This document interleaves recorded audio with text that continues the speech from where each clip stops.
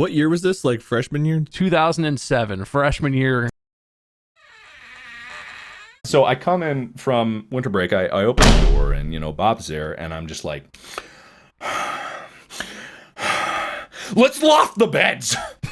Like, I don't think I said hello first. I think I walked in the door and was like, you want to loft? You want to put the beds in on top? Bunk them? You want to bunk the beds? Well, we'd have so much more room for activities that way. I know. God, that movie hadn't even come out. I know. That's exactly what we were doing. We wanted room for activities. Like, we need more space for when people come over, when we have all these parties. Obviously. We're cool guys. You guys throw a lot of parties after this? Yeah, sure. Yeah. God, we definitely threw at least one. we did throw one. God. Great. I can't wait to hear how worth it this was. So Mark enters, and so our current setup, we basically split the room in half, right? But it's not that big of a room.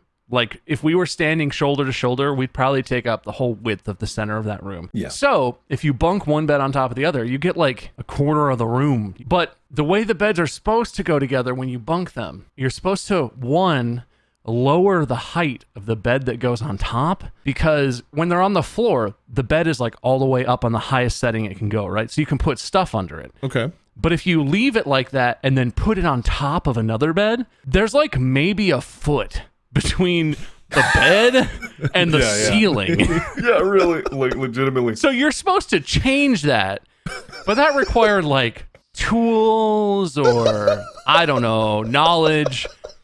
We didn't know how to do that, so we didn't do that. Of course not. So we're looking at this and we're like, yeah, I don't think we can't adjust your bed. I think, and Mark is like, that's fine. I'll sleep up high. Good air up high. It'll be fine.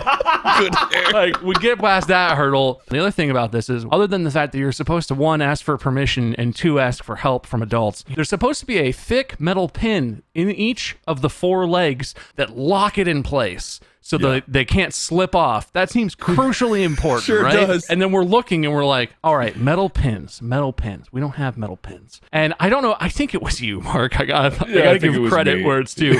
We're sitting there like brainstorming, and Mark like goes into his wardrobe and turns back to me with a pair of scissors and a plastic clothes hanger. And is like, if we just snip this straight part of this clothes hanger, it's like metal pins. It was the perfect size. It fit perfectly. It was the right diameter. It has, I'm pretty sure, plastic clothes hangers you can snap with your bare hands have the same tensile and shear strength as metal pins.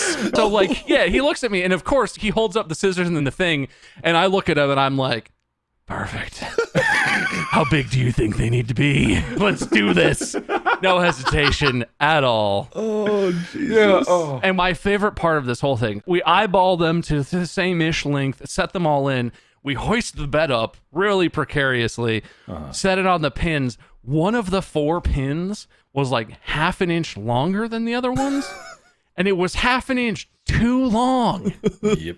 So the bed, the weight of that corner of Mark's bunked bed, which is now like 10 feet off the ground, the weight of that bed is sitting on the plastic clothes hanger. And we sort of like, I don't remember the conversation, but we looked at it for maybe a second, like 10 seconds total. And then Mark was just like, fuck it. Of course. Yeah. And just climbed up.